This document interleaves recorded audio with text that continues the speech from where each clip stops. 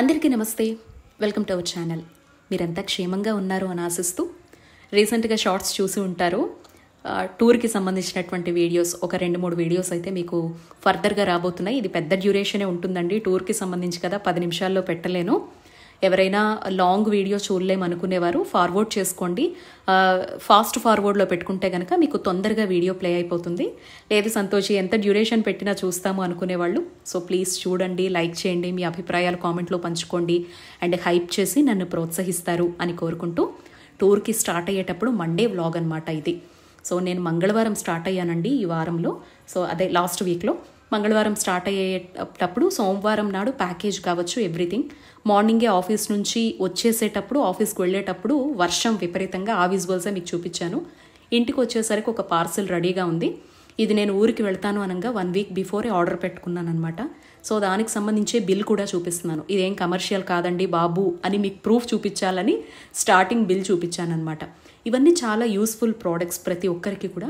అందుకే పనిలో పనిగా ప్యాక్ చేసేటప్పుడు మీతో పంచుకోవాలి అనిపించింది. ఇందులో ఎక్సెప్ట్ శివలింగం, స్ఫటికమాల, మిగతావన్నీ కూడా నేను చూపించే ప్రోడక్ట్స్లో మీ అందరికీ చాలా యూస్ఫుల్. కొంతమంది కొన్ని ఒరిజినల్ మాత్రమే వాడటానికి ఇష్టపడతారు. అందులో నేను కూడా ఒకదాన్నండి. ఏదైనా యూస్ చేసేటప్పుడు చాలా ఒరిజినాలిటీ ఉండాలి, పూజలకు సంబంధించి అనుకుంటాను. అది బేర్ చేయడము, దానికి కావాల్సినట్టు పెట్టడం అనేది వాళ్ళ అవకాశాలని బట్టి ఉంటుంది. అండ్ యూస్ చేయడం కూడా వీటన్నిటిని అనేది వాళ్ళు నమ్మేటువంటి విధానాలని బట్టి ఉంటుందన్నమాట. కొన్నిటికి కొన్ని రకాల శక్తులు ఉంటాయి, కొన్నిటిని బాగా పాజిటివిటీని పెంచేది ఉంటుందని కొంతమంది నమ్ముతారు. అందులో నేను కూడా ఒకదాన్ని. అలాంటి ప్రోడక్ట్సే మీకు ఇక్కడ చూపించేది. సో శివలింగం, నందీశ్వరుడు అయితే శుద్ధ స్ఫటికం. కాశీ వీడియోస్లో కూడా మీకు నేను చెప్పాను, స్ఫటికం అనేది మనకి వెయ్యింగ్లో మాత్రమే వస్తుంది, గ్రామ్ ఇంత కాస్ట్ అని ఉంటుంది అని చెప్పేసి. సో అలాంటి సర్టిఫైడ్ శుద్ధ స్ఫటికం మన తంబు కన్నా తక్కువ సైజులో నందీశ్వరుడితో సహా ఎవరికైనా కావాలి అనుకుంటే maapuja.in అనేటువంటి వెబ్సైట్ డిస్క్రిప్షన్లో మెన్షన్ చేస్తాను. సో నేను ఎప్పుడూ రెగ్యులర్గా స్వచ్ఛమైనటువంటివి ఎక్కడి నుంచి తెప్పించుకుంటానో అవే మీతో షేర్ చేస్తున్నాను అనమాట. ఎవరైనా శుద్ధమైనటువంటి స్ఫటికంతో కూడిన శివలింగం, నందీశ్వరుడు కావాలంటే మీరు స్క్రీన్ మీద ఉన్న నెంబర్ని, ఈ ప్రోడక్ట్స్లో వీటి స్పెషాలిటీ చెప్తాను, నేను తెచ్చుకున్నవి, నేను తీసుకువెళ్తున్నవి ఊరికి. వీటిలో ఏది కావాలన్నా స్వచ్ఛతను నమ్మేవాళ్ళు, అవసరం ఉన్నవాళ్ళు, కొన్ని సెంటిమెంట్స్ని నమ్మే వాళ్ళకి మాత్రమే యూజ్ అవుతుంది. సో హ్యాపీగా మీరు ఆర్డర్ పెట్టుకోవచ్చు అనమాట. వీటి స్పెషాలిటీ అయితే చెప్తూ ఉన్నాను. శివలింగము, స్వామివారిది స్ఫటికము అది చూశారు కదా. సో వాటి స్పెషాలిటీ చెప్తా. ఇక్కడ ఏంటంటే లక్ష్మీ కటాక్ష గంధము, అలాగే కాశీ గంధం అని చెప్పేసి 2 చూశారు కదా. జనరల్లీ మీరు అష్టగంధ అని చెప్పేసి బయట ఎక్కువగా చూస్తూ మనం అదే వాడుతూ ఉంటాం. బట్ నేను నుదుటకి ధరించడానికైనా, స్వామివారికి అభిషేకం చేసింది రెగ్యులర్గా మీరు నన్ను చూస్తూ ఉంటారు, చాలామంది అడుగుతారు కూడా, మీరు నుదుటన గంధం పెట్టుకుంటారు కదా ఏంటి అని చెప్పేసి. సో ఆ గంధమే అనమాట. స్వామి అమ్మవార్లకు ఏదైతే సమర్పిస్తానో అది నెక్స్ట్ డే కావచ్చు, లేదా దాన్ని దాచుకొని కాస్త వాటర్ కానీ పన్నీర్ కానీ కలిపి పెట్టుకుంటూ ఉంటానన్నమాట. రోజ్ వాటర్ కానీ కలిపి కుంకుమతో యాడ్ చేసి. కుంకుమ కూడా వీళ్ళదే వాడుతూ ఉంటాను. మీకు గుర్తుందో లేదో, చాలాసార్లు మా పూజా స్టోర్కి సంబంధించి ఇవన్నీ సెంట్రల్ గవర్నమెంట్ సర్టిఫైడ్ ప్రోడక్ట్స్ అని చెప్పేసి ఇప్పటికీ ఇది 3rd టైమో 4th టైమో మన సబ్స్క్రైబర్స్తో, ఫాలోవర్స్తో నేను షేర్ చేసుకోవడం. కొత్తగా వచ్చినవి, నాకు బాగా నచ్చినవి, నాకు ఏవి యూజ్ఫుల్లో అవి తెచ్చుకొని మీకు చూపిస్తున్నాను. ఇప్పుడు చూసిన 3 అత్తర్లు కూడా కస్తూరి ఆయిల్ ఒకటి, సో ఇంకొకటి పారిజాతం అత్తర్ అనమాట, ఇంకోటి ప్యూర్ జవ్వాదు. మీకు ఇవి ఎక్కడ మార్కెట్స్లో దొరకవండి. ఇవన్నీ కూడా మా పూజా స్టోర్స్కి సంబంధించినటువంటి వాళ్ళ ప్రత్యేకమైన సెంట్రల్ గవర్నమెంట్ సర్టిఫైడ్. ఈవెన్ ఇప్పుడు మీరు చూస్తున్న కరుంగళి మాల తాలూకా సర్టిఫికేషన్ కూడా చూడండి. ఈ కరుంగళి మాల గురించి అయితే బయట ఎన్ని ప్రచారాలు జరుగుతూ ఉంటాయో, తుమ్మ చెట్టు నుంచి వస్తుంది, 100 ఏళ్ల క్రితం నుంచి వస్తుంది, అసలు నెట్లో అలాంటివి చదివితేనే చాలా విచిత్రంగా అనిపిస్తుంది అనమాట. ఇదొక బ్లాక్ ఇబోనీ అనేటువంటి ఒక ట్రీ నుంచి వచ్చేటువంటి పూస. అంటే అదొక చెట్టు దిమ్మ, అది లోపల నల్లగా ఉంటుంది, పైన నార్మల్ అన్ని చెట్లలాగే ఉంటుంది దాని బెరడు. లోపల ఉండే ఆ నల్లగా ఉన్నదాన్ని ఈ రౌండ్ కలర్ షేప్ లాగా కట్ చేసి దీనికి పాలిష్ కొంతమంది వేస్తారు, కొన్ని నార్మల్గా ఉంటాయి అన్నమాట. వీటిని మనకి సుబ్రహ్మణ్యేశ్వర స్వామివారిది టెంపుల్ ఉంది కదా, అక్కడ స్వామివారికి వేసి ధరించిన తర్వాత దృష్టి దోషాలు పోవడం నుంచి ఫేమస్ అయింది. ముఖ్యంగా తమిళియన్స్ నుంచి ఫేమస్ అయిందనమాట.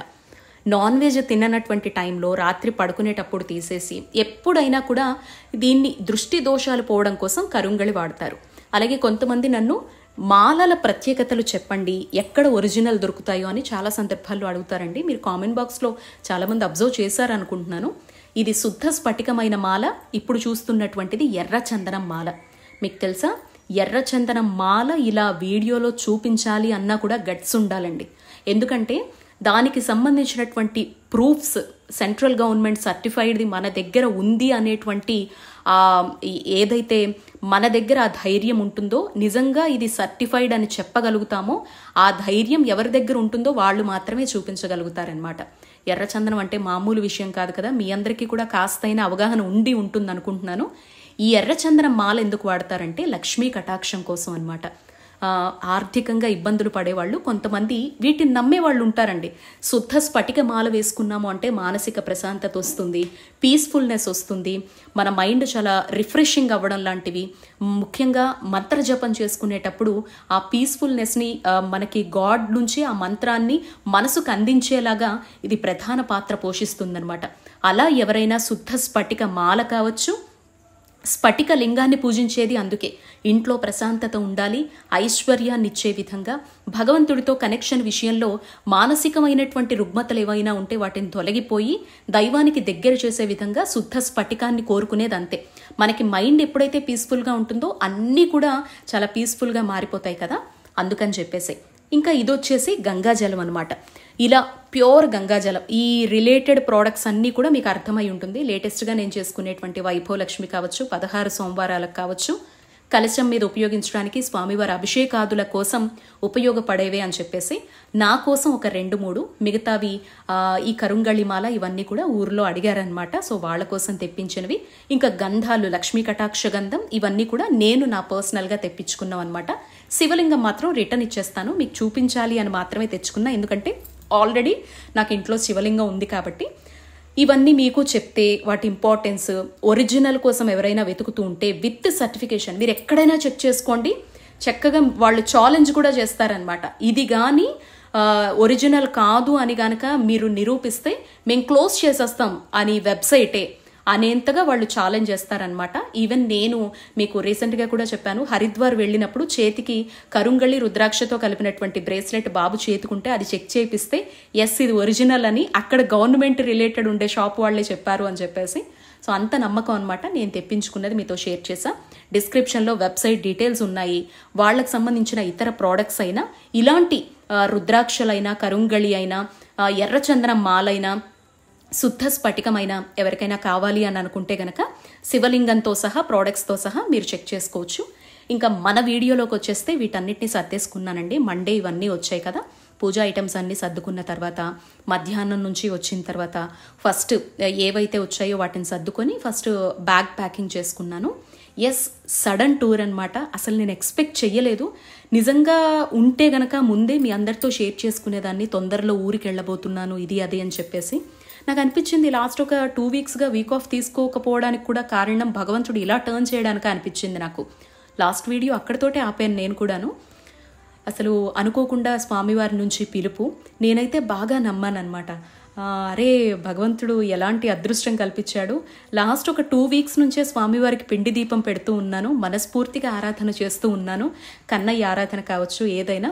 సో ఇలా పిలుపు వచ్చిందేమో అని అనిపించింది నా మనసుకైతే మాత్రం.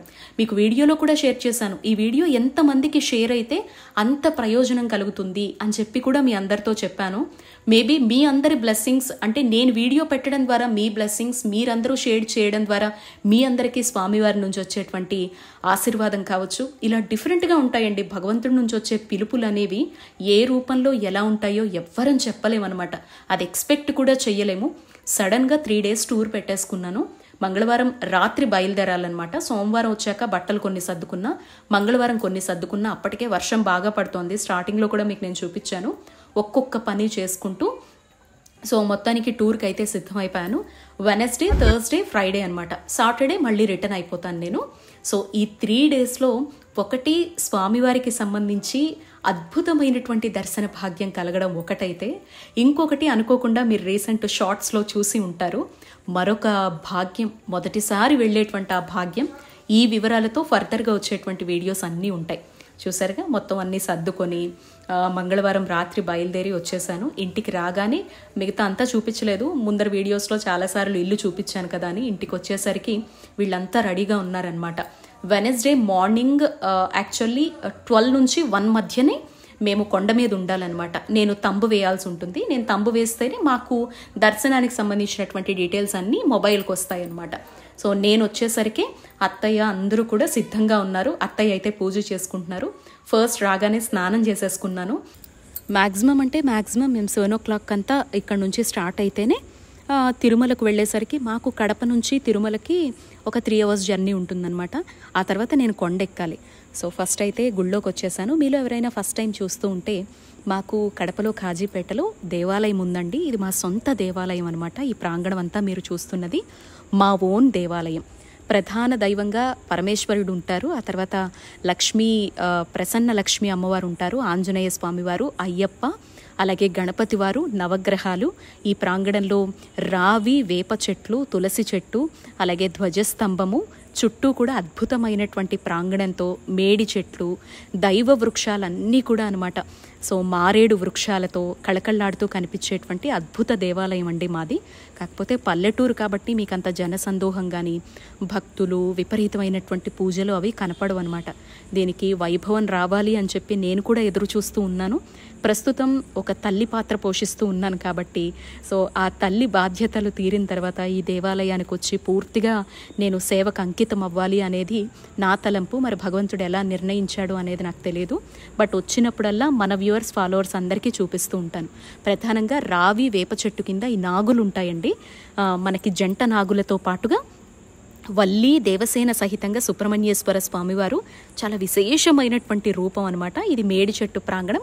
అదంతా ఎప్పుడైనా ఉత్సవాలు చేసేటప్పుడు క్వార్టర్స్ లాగా ఎవరైనా వచ్చి స్టే చేయాలన్నా పెళ్ళిళ్ళు చేసుకోవాలన్నా కూడా ఇదంతా మా ప్రాంగణం అనమాట టెంపుల్ది. బట్ మీకు పెద్దగా భక్తజన సందోహం కనపడదు. ఎందుకంటే పల్లెటూర్లలో రైతులతో కుటుంబాలు కాబట్టి పల్లెటూర్లు అనేవి వాళ్ళ పనుల్లో నిమగ్నం అయిపోతారు. పర్వదినాలు ఉన్నప్పుడు మాత్రమే మనకి కాస్త తాకిడి కనిపిస్తుంది. మెయిన్గా ఎక్కువ పూజలు విపరీతంగా జరుగుతున్నప్పుడే మనకు అక్కడ భక్తుల తాకిడి కనిపిస్తుంది కదా. సో ఆ వైభోగం రావాలని నేను కూడా ఎదురు చూస్తూ ఉన్నానన్నమాట. ప్రస్తుత లైఫ్ స్టైల్ వల్ల ఇదంతా కుదరట్లేదు. వచ్చినప్పుడు మాత్రం ఆ ఆధ్యాత్మిక అనుభూతిని పొందుతూ ఉంటాను. ఇంకా మన ట్రావెలింగ్ అయితే తిరుపతికి స్టార్ట్ అయిపోయింది.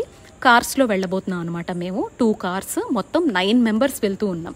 చెప్పాను కదా అన్ఎక్స్పెక్టెడ్ అనుకుంటే 9 members అనమాట. మా 3 అత్తయ్యలు, వాళ్ళు 3 కూడా ఓన్ సిస్టర్స్ అండి. సో 3 అత్తయ్యలు, మాయగారులు అండ్ మా మరిది, మా వారు రాలేదండి, బాబు నేను మాత్రమే. మా వారికి వర్క్ షెడ్యూల్ వల్ల ఆయన రారండి. ఎక్కువ నాతో పాటు ట్రావెలింగ్లో మీరు ఎప్పుడు చూడరు మా వారిని. తన టైమింగ్స్ వేరు, నా టైమింగ్స్ వేరు. చాలామంది అడుగుతూ ఉంటారు. జస్ట్ మీతో షేర్ చేసుకుంటున్నాను. వారు ఎక్కడికైనా వెళ్ళాలి అని అనుకుంటే వెళ్ళేసి వచ్చేస్తూ ఉంటారు. నాకు కుదిరితే కనుక నేను కూడా వెనకాల వెళ్తాను. బట్ నాకు ఇచ్చే లీవ్స్ టైమింగ్స్ కావచ్చు, వారికి ఉండేటువంటి ఆఫీస్ టైమింగ్స్ కావచ్చు, చాలా డిఫరెంట్ అనమాట. సో అందుకే ఎక్కువగా వారు నాతో పాటు ఉండడానికి కుదరదనమాట. మీరు చాలా తక్కువగా చూస్తూ ఉంటారు మేము వెళ్ళేవి. ఏమన్నా ఫ్యామిలీ ఫంక్షన్స్కి మాత్రమే ఇద్దరం అటెండ్ అవుతూ ఉంటాం అనమాట.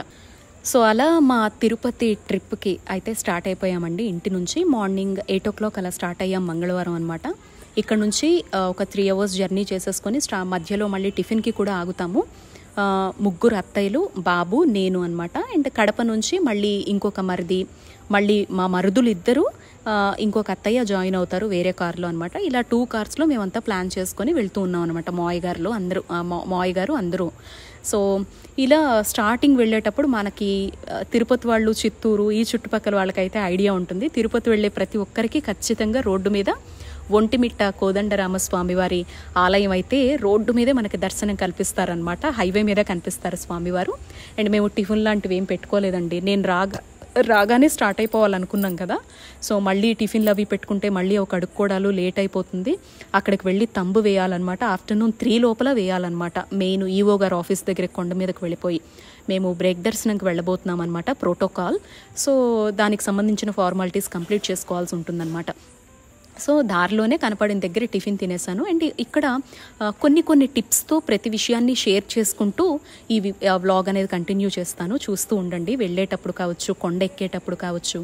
సో మెయిన్ ఇప్పుడు సడన్గా తిరుపతి వెళ్ళడానికి నేను లాస్ట్ ఒక కేదార్నాథ్ నుంచి వచ్చినప్పటి నుంచి తిరుపతి వెళ్ళాలి అనేది మనసులో ఉందండి. కానీ లాస్ట్ ఒక 2 weeksగా స్వామివారి ఆరాధన చేశాక సడన్ పిలుపు అనమాట. ఎందుకంటే కేదార్నాథ్ వెళ్ళి యాత్రంతా పరిపూర్ణంగా ఎటువంటి ఆటంకాలు లేకుండా అయిపోతే స్వామి నీ దగ్గరకు వస్తాను అని మీతో లాస్ట్ కూడా కేదార్నాథ్కి ముందు షేర్ చేశా. 7 శనివారాల వ్రతం చేశాను అని చెప్పేసి. సో 7 శనివారాల వ్రతం చేసి 7 కొండలు నడిచి వచ్చి 7 కత్తెరలు సమర్పించి నేను ముడుపు కట్టి ఆ ముడుపుని నీకు సమర్పిస్తాను. యాత్ర అయితే మాత్రం ఎలాంటి విఘ్నాలు లేకుండా చక్కగా అయిపోయేలా చూడు స్వామి అని చెప్పేసి నేను అప్పుడే మొక్కుకొని వ్రతం చేసుకున్నానండి. అది మీ అందరితో కూడా పంచుకున్నాను. ఆ ముడుపు కేదార్నాథ్ నుంచి వచ్చినప్పటి నుంచి అలాగే ఉంది. ఎప్పుడు రప్పించుకుంటావు స్వామి, ముడుపు అలాగే ఉంది అని చెప్పేసి. సో మన ఇంట్లో కోరిక తీరినా తీరకపోయినా వెంకటేశ్వర స్వామి వారికి సంబంధించినటువంటి ముడుపు అయితే మాత్రం మ్యాక్సిమం అంటే 6 నెలలండి. ఇంకా మరీ పరిస్థితులు గడ్డుగా మారిపోయాయి అని అనుకుంటే 1 ఇయర్కి దాటి మాత్రం ఇంట్లో ఉంచుకోకండి. ఆ మొక్క అయితే మాత్రం ఎలాగోలా మీరొక్కరైనా కానీ వెళ్ళి స్వామివారికి సమర్పించి వచ్చేయండి. కొన్ని ఏంటంటే మన రాతను బట్టి ఉంటాయండి, మనకుండే కర్మానుసారంగా ఉంటాయి. అవి తీరలేదు, ఆయన నాకేం చెయ్యలేదు అనేటువంటి తలంపుతో మాత్రం ఆ ముడుపుని ఇంట్లో ఉంచుకునేటువంటి ప్రయత్నాలు చేయకండి. తెలియనటువంటి చిరాకులు స్టార్ట్ అవ్వడం కానీ ఇబ్బందులు మొదలవడం అనేది చాలామంది ముడుపు ఇంట్లో అలానే పెట్టేసుకొని ఇబ్బందులు పడుతూ ఉంటారండి. ఆయనకు ఒకసారి కాసులతో ముడుపు కట్టాము వస్తాము అని మొక్కుకున్నామంటే ఖచ్చితంగా ఆ ముడుపుని తీరాల్సిందే అనమాట. కలియుగ ప్రత్యక్ష దైవంగా కొలువై ఉండి మనందరినీ కంటికి రెప్పలా ఈ కలిపురుషుడి నుంచి కాపాడుకుంటున్నవాడు అయితే ఆ 7 కొండల వెంకటనాథుడు అనమాట. కాబట్టి ఆయన విషయంలో ఎప్పుడూ నిర్లక్ష్యం చేయకండి. ఏ సమయంలో ఏది కావాలి, ఎప్పుడు ఏది మనకి మంచి అనేది ఆయనకన్నా తెలిసిన వాళ్ళు ఎవ్వరూ లేరు. ప్రత్యక్ష భగవానుల్లో సూర్య భగవానుడు ఎలాగో కలియుగంలో మన కోసం కొలువై ఉన్నటువంటి వారు 7 కొండలవాడు. కాబట్టి ఎప్పుడైనా మీ ఇంట్లో ముడుపులు ఏళ్ల తరబడి ఉండిపోతే ఖచ్చితంగా తీర్చేసుకోండి.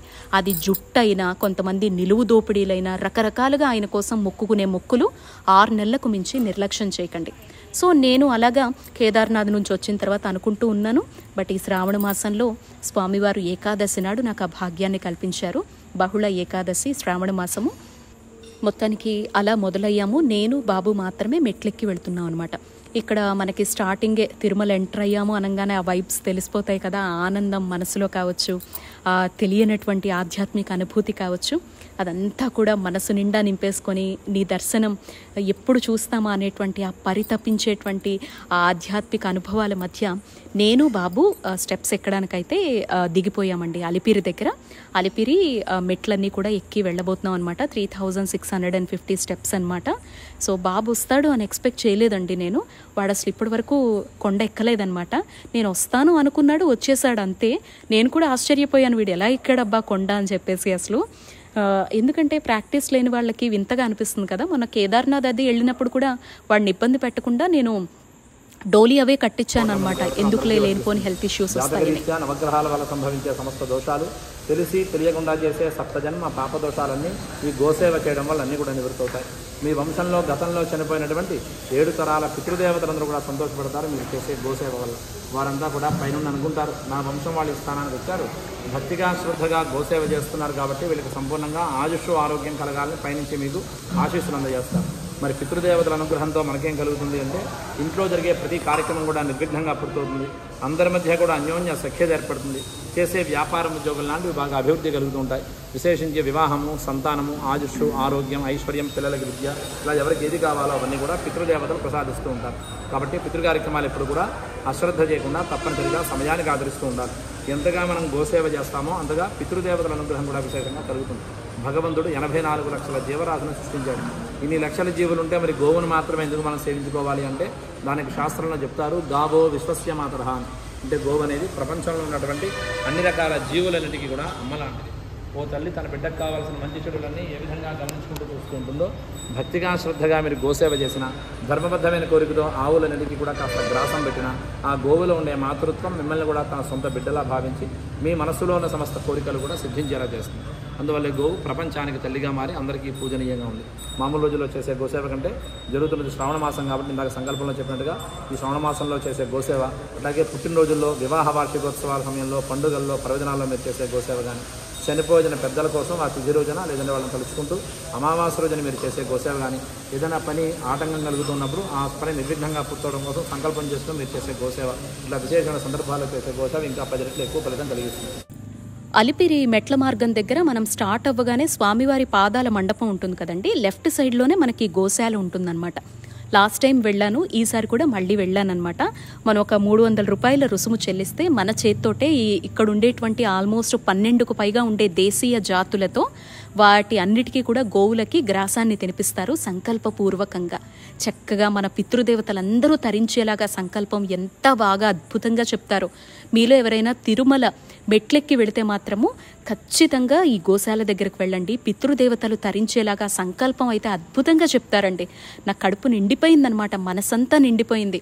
అబ్బా ఎంత బాగా చెప్పారు సంకల్పం అని చెప్పేసి, అండ్ అంత ఎక్స్ప్లెయిన్డ్గా చెప్పారనమాట.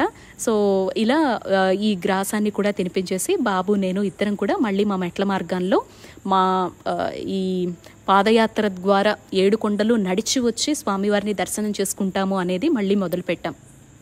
కొంతమంది మెట్లెక్కేటప్పుడైనా నడక మార్గంలో వెళ్ళేటప్పుడైనా ఏమీ తినకుండానే ఇవన్నీ చేస్తాము అని మొక్కుకుంటారండి. అది వారి వారి శక్తి, వాళ్ళకు ఉండేటువంటి హెల్త్ కోఆపరేషన్ బట్టి చేయగలిగితే కొంతమంది చేస్తారు. బట్ నేను ఇలాంటి వాటి దగ్గర ఫుడ్ రిస్ట్రిక్షన్స్ అస్సలు పెట్టుకోనండి.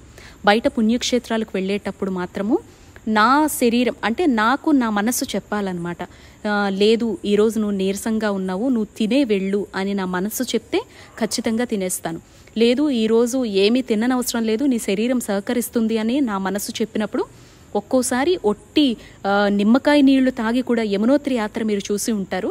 జస్ట్ ఒక లెమన్ టీ మాత్రమే తాగేసి దారిలో ఒక ఫ్రూట్స్ చెర్రీస్ కొన్ని దొరికితే ఒక చిన్న బౌల్లో 20 రూపీస్ చెర్రీస్ కొనుక్కొని యమునోత్రి యాత్ర అంతా చేసేసాను.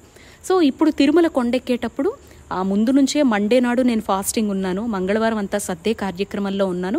అప్పటికే నా శరీరం మొత్తం నీరసంగా ఉంది, చాలా టెన్షన్తో ఉంటాను కదండి, రన్నింగ్ ఉంటుంది నా లైఫ్ స్టైల్ అనేది. సో నేను ఈసారి ఎక్కలేనేమో అని నా మనసు చెప్పిందనమాట ఏది తినకపోతే. సో మార్నింగ్ ఒక దోశ తినేసానమాట. దోశ తిని మధ్యలో కొబ్బరి బొండాలు ఇవన్నీ మనకి దారిలో దొరుకుతాయి కదా, వెజిటేబుల్స్ అన్నీ కూడా నడక మార్గంలో, వాటిని తింటూనే గోవింద నామస్మరణతో ఆస్వాదించానమాట. అసలు మనం నార్మల్గా నడవడానికే ఇలా అనుకుంటాము. కొంతమంది కర్పూరం వెలిగిస్తారు, కొంతమంది ఏమో మోకాళ్లతో ఎక్కుతారు, కొంతమంది ఏమో పసుపు కుంకుమ పూస్తూ ఎక్కుతారు, కొంతమంది అడుగడుగు దండాలు పెడుతూ ఎక్కుతారు. ఎంత వాళ్ళ కోరికల్ని ఆ 7 కొండల వాడు తీర్చకపోతే ఇంతగా ఆయన్ని నమ్ముతారా అని చెప్పేసి అది చూసినప్పుడు మన మనసు కదిలిపోతుందండి.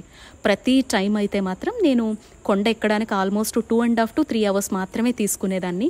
బట్ ఈసారి వీక్నెస్ కావచ్చు, కొంచెం వయస్సు పెరిగే కొద్దీ వచ్చేటువంటి మార్పులు కావచ్చు, అండ్ బాబుతో వెళ్ళడం మెయిన్. తనకంత అలవాటు ఉండదు కదా, ఎక్కడ పెడితే అక్కడ ఆగుతూ కూర్చొని నెమ్మదిగా వస్తూ ఉన్నాడు. సో ఈసారి 4 hours టైం తీసుకుందనమాట స్టెప్స్ ఎక్కడానికి. అండ్ ఇక్కడ మీలో ఎవ్వరు కొండెక్కుతూ ఉన్నా ఈ కనిపించే ఏ జీవికి దయచేసి ఫీడ్ చెయ్యకండి. ఇలా మనం అక్కడ దొరికే కూరగాయలు, దారిలో మెట్ల దగ్గర అమ్ముతున్నటువంటివి, చిప్స్, వీటన్నిటిని పెట్టడం వల్ల అవి సొంతంగా ఆహారాన్ని సంపాదించుకోవాలి అనేటువంటి విషయాన్ని అవి మర్చిపోతున్నాయి.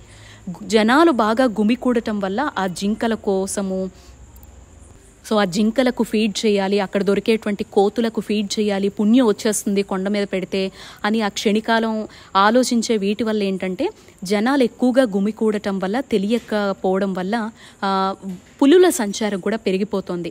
ఎప్పుడైతే అడవిలో ఉండేటువంటి అవి తినే ఆహారపు జంతువులు ఏవైతే ఉంటాయో అవి మనకి బయటకు వచ్చినప్పుడు వాటిని వెతుక్కుంటూ క్రూర మృగాలు కూడా బయటకు వచ్చేస్తాయండి.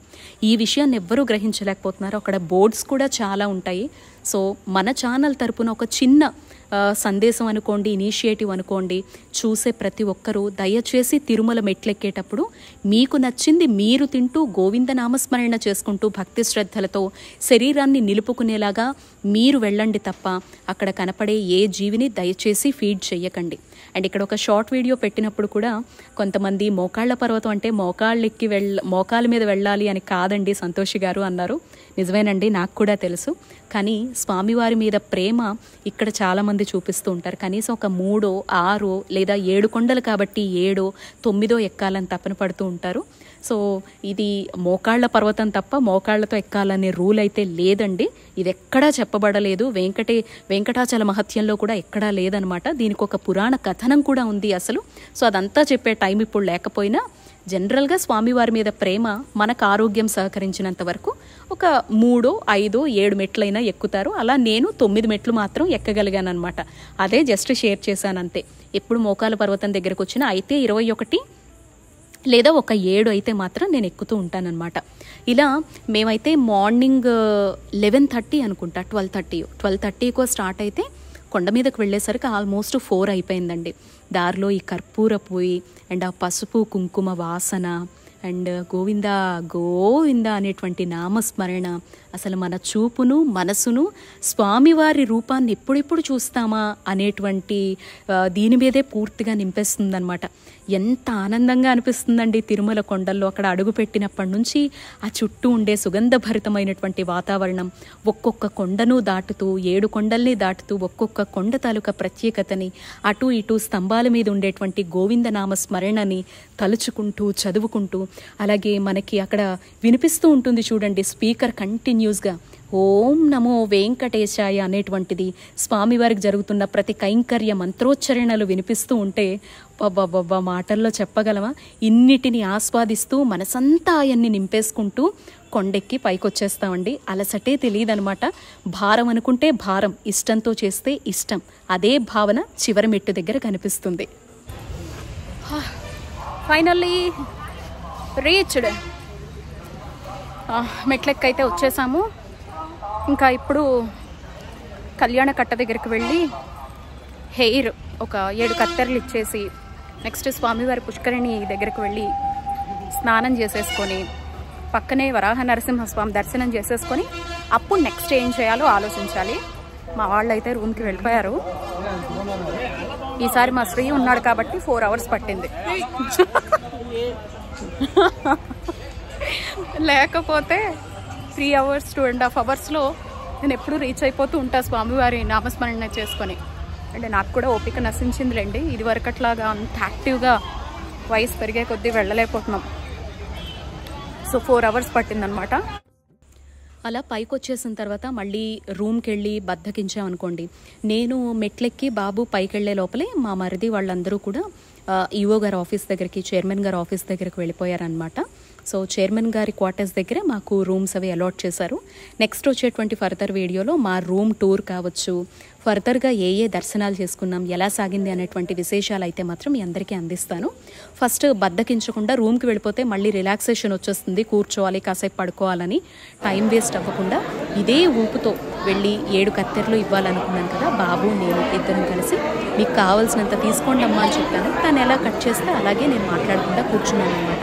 నేనైతే 7 లైన్స్ తీయండి అమ్మా అని చెప్పాను. అలా తీయకూడదమ్మా, 7 వైపుల నుంచి తీయాలి, 4 వైపులు తీసి అక్కడక్కడ తీయాలి అని తనకి ఏదైతే పద్ధతి ఉందో ఆ పద్ధతి ప్రకారం తీసుకుందనమాట. నేను ఏం మాట్లాడలేదు, మీకు ఎలా కావాలంటే అలా తీసేసుకోండి అమ్మా అని చెప్పాను. సో అలా గోవింద నామస్మరణతో స్వామివారికి వెంట్రుకలు సమర్పించి ఫస్ట్ మనం వెంట్రుకల మొక్కు ఏదన్నా ఉంటే ఆడవాళ్ళు అయితే పెళ్ళైన వాళ్ళు గుండు చేయిస్తామని మొక్కుకోకూడదండి. చాలామంది మొత్తం నిలువు దోపిడీ ఇస్తామనుకుంటారు జుట్టుని. అలా ఇవ్వాలి అనుకున్నారు అంటే అది ఇంకా ఈ జీవితానికి ఇంతకు మించి నువ్వే శరణు స్వామి అని ఎవరైతే కోరుకుంటారో, ఇంకా నాకు వేరే మార్గం లేదు, నేను ఇందులోంచి బయటపడాలంటే నీకు ఇది సమర్పిస్తాను, నువ్వు నన్ను గండం నుంచి గట్టెక్కించు అని మనలో ఉండే పాపము, అహంకారము, కొన్ని భావాలన్నీ జుట్టును అంటి పెట్టుకునే ఉంటాయంట. వాటన్నిటినీ నీకు సమర్పిస్తానని మొక్కుకుంటే ఖచ్చితంగా వాటిని బయటపడేస్తాడు అనేటువంటి ఒక నమ్మకంతో చాలామంది జుట్టు మొత్తం కూడా ఇచ్చేస్తారు. పెళ్ళైనటువంటి స్త్రీలు అయితే మాత్రం జుట్టు మొత్తం ఇవ్వకూడదండి, కొన్ని కత్తెరలు మాత్రమే మొక్కుకొని స్వామివారికి సమర్పించాలన్నమాట. సో అందుకే ఆ సంప్రదాయాన్ని పాటిస్తూ స్వామివారికి 7 కత్తెరలు ఇచ్చి, బాబు మాత్రం గుండు చేయించుకోలేదన్నమాట, వాడు కూడా 7 కత్తెరలే ఇచ్చాడు. ఆ తర్వాత పుష్కరిణికి వచ్చేసాం. పుష్కరిణిలో కూడా మనస్ఫూర్తిగా స్నానం చేసుకొని తిరువేంకటనాథుడు ఎప్పటికప్పుడు స్నానం ఆచరించేటువంటి పుణ్యప్రదమైనటువంటి ఈ జలం కదా. అసలు ఇందులో స్నానం కాదు, స్పృశిస్తేనే చాలు సకల పాపాలు తొలగిపోతాయి అని ఎంత ఆధ్యాత్మిక అనుభూతి కలుగుతుందంటే, అసలు ఈ కొండల్ని కానీ, ఇక్కడ కనిపించే మాడవీధులు కానీ, అక్కడ కనిపించే గోపురాలు, ఓం నమో వెంకటేశాయ అనేటువంటి ఆ నిరంతర నామము, స్వామివారికి నైవేద్యాలు జరుగుతున్నా, కైంకర్యాలు జరుగుతున్నా వినిపించే ఆ ఘణఘణమని మోగేటువంటి ఆ గంట శబ్దాలు కావచ్చు, ఏమని వర్ణిస్తాను చెప్పండి. ప్రతీదీ కూడా ఆధ్యాత్మిక అనుభూతే, ప్రతీదీ కూడా పులకింతే. ఇక్కడే ఉండిపోతే బాగున్ను, ఇక్కడే ఉంటే బాగున్ను. ఒక పుష్కరిణిలో దిగాము అంటే, స్వామి ఇందులోనే ఉండిపోతే ఎంత బాగుంటుంది, నువ్వు ఇక్కడే కదా స్నానం చేస్తావు, రోజు ఇక్కడే కదా దేవతలంతా స్నానం ఆచరించి నీ దర్శనం కోసం వస్తారు, ఇటువంటి దాంట్లో నన్ను స్నానం చేసేటువంటి అవకాశాన్ని నాకు కల్పించావా, ఈ జలాన్ని స్పృశించే అదృష్టాన్ని నాకు ప్రసాదించావా అని ప్రతీదీ పులకింతతో, మనసులో భావంతో, ఆయన నామస్మరణ చేసుకుంటూ ఇవన్నీ చేస్తూ ఉంటే అసలు అందులోంచి బయటకు రావాలనిపించదండి. ఆ మాడవీధుల్లో నడిచేటప్పుడు కూడా ఒక్క అడుగు 10 అడుగులు వెనక్కి వెళ్ళిపోతే ఎంత బాగుంటుంది అని అనిపిస్తూ ఉంటుంది. ఇలాంటి ఎన్నో భావాల మధ్య మొత్తానికైతే ఇంకా నా వీడియో కంటిన్యూ చేయాలి కాబట్టి నన్ను వదిలేస్తే ఆ చుట్టుపక్కల ఉండే వాటి గురించి ఎంతసేపు అయినా మాట్లాడతానేమో. మనకి తిరుమల ఎప్పుడూ వెళ్ళేటువంటి పుణ్యప్రదమైనటువంటి ప్రదేశం కాబట్టి, మనం నమ్మేటువంటి స్థలం కాబట్టి, సో ఫర్దర్ వీడియోలో నెక్స్ట్ ఏం జరిగింది, ఏమేం దర్శనాలు చేసుకున్నాం, మా దర్శనం ఎలా సాగింది, అండ్ బ్రేక్ దర్శనం చాలామంది అడుగుతూ ఉంటారు కదా, ఇది ఎలా చేసుకోవాలి వంటి విశేషాలతో ఉంటుందండి. వీడియో నచ్చితే లైక్ చేయండి. ఓం నమో వెంకటేశాయ.